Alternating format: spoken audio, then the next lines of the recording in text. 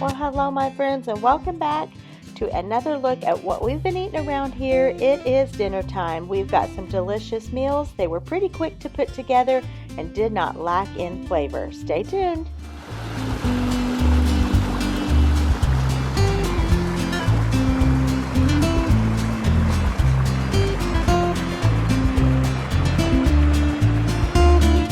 Are starting this off with just a good old meatloaf. Now, what's going to make this a little bit different than how I normally make my meatloaf is this.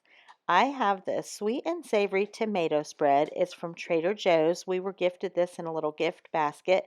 How cute is this packaging? So cute. And so I looked up some reviews on it and some different ways to use it and just wasn't quite sure what I wanted to do with it. And then I decided, you know what, let's try it on meatloaf. So that's what I decided to do. So look how cute this is. I just think they have packaged it so well. And once I get this cap off, it's even got this cute little wood grain looking lid. So A plus for packaging. So I did give this a taste before I used it. And it is pretty much how it was described. It is a little more sweet than it is savory, which is what I read in some of the reviews. So I decided that I was going to put a little bit, mostly wanted to put it on the top of my meatloaf, but I thought I would go ahead and put a little bit in the meatloaf as well. So I put maybe 3 or so spoons, and then I reserved the rest for my topping. Pretty traditional with my meatloaf. The ground beef, I love to always have green pepper and onion. Egg, I have some breadcrumbs, some salt, pepper, some garlic. Pretty traditional with my meatloaf. I don't follow a recipe, but just this general way each time.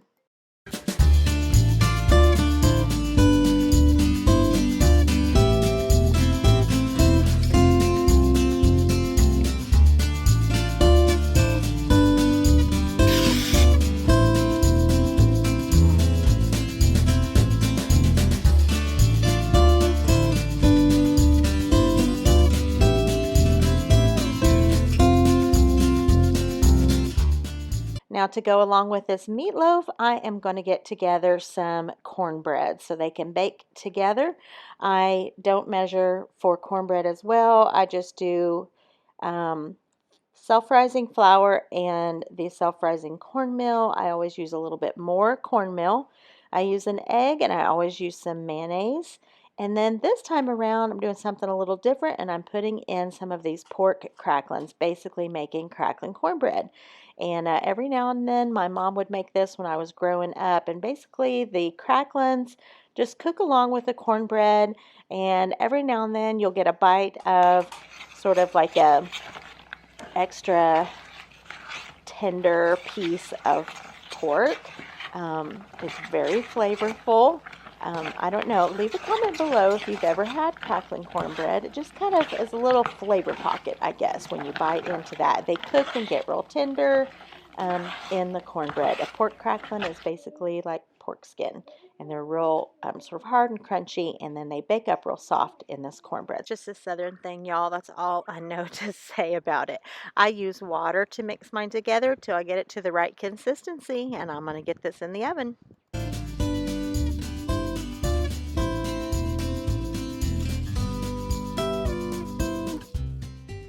The meatloaf is out of the oven now. I think it baked about 45 minutes to an hour.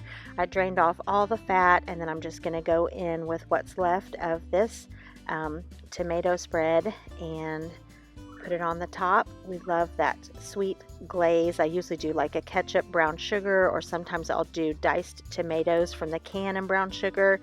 Gives that really nice sort of tangy, sweet topping for meatloaf, and we really love that.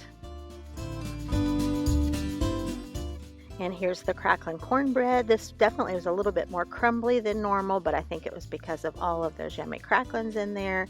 It was still really good. There's another look at that meatloaf. And you guys, we had quite the spread. This was family night, and I was just in the mood for several of these things. Some Yukon Gold mashed potatoes.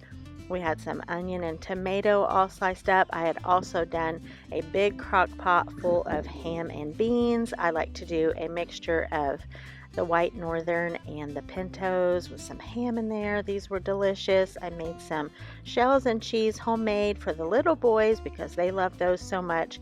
This was a feast. Peppers along with it. Yes, this is just country cooking at its finest, and it's all right by me.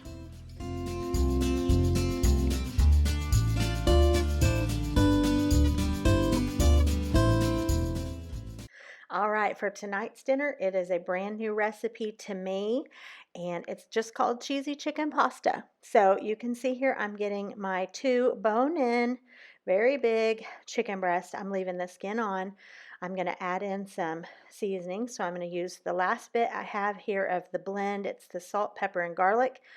And then I'm going to add in some more salt, some more pepper, some more garlic, and some onions. That's all I had in the way of root vegetables, out of celery, out of carrots, and then I put in a little parsley. So I'm going to make my own broth. So the bonus is my chicken's going to be cooking, and I'll have delicious broth to boot. So it's a win-win in that case. And if you think I'm cooking in my pajamas, I am. It's been cold around here. We've had a little cold spell come through again, and I literally came home from running errands and put on the warmest pajamas I had. So this is me in my pajamas cooking dinner. Yes, we're being real with that for sure. So, as I was saying, it's just called cheesy chicken pasta. Now, that's really a general name. Um, oh, yeah, hang on. Apple cider vinegar. I usually don't add this in when I'm doing broth, but I saw this somewhere and decided, I saw it on Instagram. So I decided, okay, let's pour some of that in too. So, anyway, as I'm saying here, cheesy chicken pasta, this kind of reminds me of maybe like a chicken stroganoff, sort of, or maybe even, I don't do tetrazzini. I've never made any kind of tetrazzini, but I feel like this is a similar concept as well. But basically, I just got on Pinterest and found what I was looking for. I wanted a pasta with chicken and some sort of a yummy creamy sauce. I don't know. This fit the bill. So you can see here now my chicken is done. I am removing one portion there, a cup portion of the stock, and I'm getting ready to boil up my pasta here. The recipe called for rotini, 16-ounce box, so that's what I use. We're going to get that cooking up here. Now I'm just removing the chicken from the bone, getting rid of the bone and the skin. The recipe called for 2 to 3 large chicken breasts, I think is how it read. I'll have the full recipe linked down below in the description box. But, so yeah, I think I just ended up using about 2 cups or a little over. So I had 2 chicken breasts and it ended up being around 2 cups. And so now for our garlic bread, I had 3 little ciabatta rolls in my freezer that needed to be used, and these make such good garlic bread. And I had them all nestled in there, forgetting that I needed to put the butter on them. Silly me. So I got them back out, put on the butter, put a little bit of garlic, salt, and pepper on the top, and those will just cook in my air fryer. Now for the sauce portion of this recipe, it calls for 2 cans of cream of mushroom, or chicken, or you can make your own. And the recipe actually does give the recipe for in case you want to make your own instead of using the canned broth. And then just the various seasonings there. I think it called for some cayenne, salt, pepper, garlic. Again, look below for the full recipe. So it said to season the chicken, kind of toss that around, and then start adding in everything else. So we put in the pasta, of course, the 1 cup of reserved chicken broth, the 2 cans of cream of mushroom, and I just kind of stirred a little bit as I went. It calls for sour cream, and it calls for shredded cheese. And so we're just getting all that in and stirred around.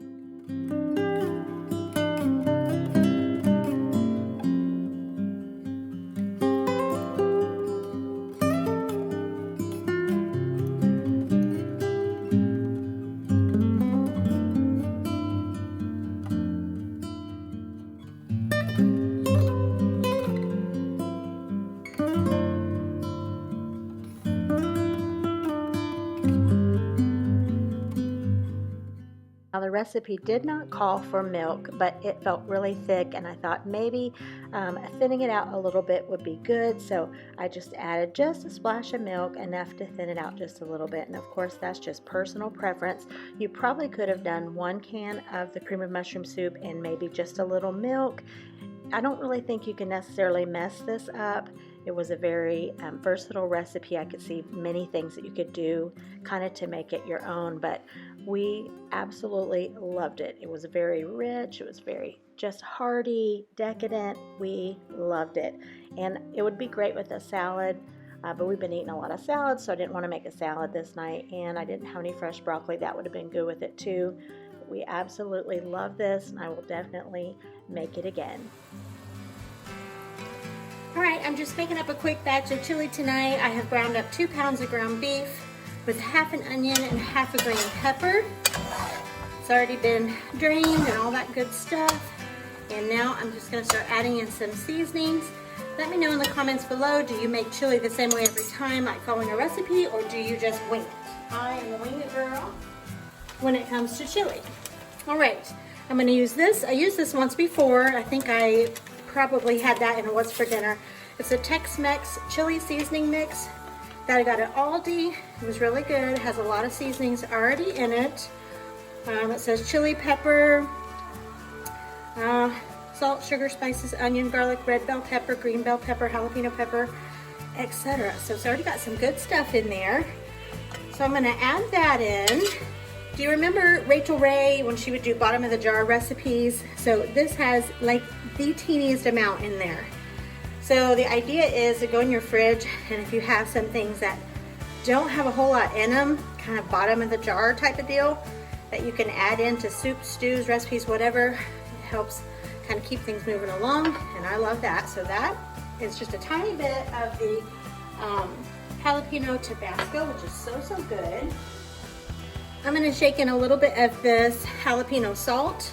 Not much, but I'm going to use this for the salt portion. And of course, there will be some seasonings that will come along with that. I don't want to make a real spicy batch of chili because we have people that will be having dinner with us tonight. We don't want it to be too spicy. But this will be a good flavor to add in. Now I know I added in the little seasoning packet, but I'm going to go ahead in with some more chili powder and some more paprika, because I have 2 pounds of meat instead of just 1, which I think is what the yes, the little seasoning packet said a pound of ground beef. So I'm going to put a little extra. This is cayenne pepper. I'm putting like literally a pinch. Well, maybe a little more. 2 pinches. Not even really pinches. Just tiny little specks. Like I said, I don't want this too spicy, but that will add a good flavor profile. And then I'm going to go in with some of this beef base seasoning. I'm just going to put, oh, that one's not even open yet. Let me get it open here. I'm just going to shake in a little bit just to enhance the beef flavor.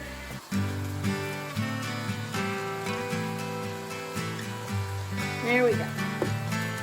I've been married for 31 years. I've been making chili for a long time, so you kind of know what to do after a while. If I had a recipe for chili that was so spectacular that, you know, I would just follow it, but my mom always just made it how she was feeling. You know, you just make it with your heart. So that's what I do as well. Oh wow, smelling great. Okay, I'll have to cook my spoon, do I? For my tomatoes, I'm going to add 2 cans of these chili ready tomatoes, 1 can of tomato puree, and 1 can of chili beans. Remember with chili beans, don't get rid of the sauce. It says right here, red beans and chili sauce. Chili beans are flavored, and you need the flavor that's in that for whatever you're putting these in. Okay, everything is added in with the exception of 1 can of the chili ready tomatoes. I just want to see what this looks like before I add in the 2nd can. Okay, if you've never worked with tomato puree, it's like thicker than tomato sauce, but a little thinner than tomato paste. So I really like having that on hand. I am out of tomato sauce and paste actually. So those will be some things that I need to pick up and add back into my pantry. Oh my, this looks delicious. Wow. I don't know. I think all I'm going to add right now is some water. I want it to have a little bit more soup than it has. I'm not sure if I'm going to add that other can of tomatoes. I'm not sure if it needs it. All right, I'm going to add some water while I think about that. Okay, what I'm going to do is I am actually going to ladle this into my crock pot because we are having a bonfire tonight and we're going to be eating this outside. It's unseasonably warm. We've had, yesterday was in the 70s and today is going to be in the 70s. So when it's March 2nd and 70, we want to be outside. So I'm going to ladle this into my crock pot. And then if I see that I want to add those other tomatoes in, I will. And then I will taste this for seasoning here in maybe half hour or so and just kind of see what it tastes like after it's started to cook a little bit and see if I need to add anything else. Well, we thank you for this food. We're about to eat and the fellowship that we have, everything we do. We glorify and honor with you in Christ's name we pray. Amen.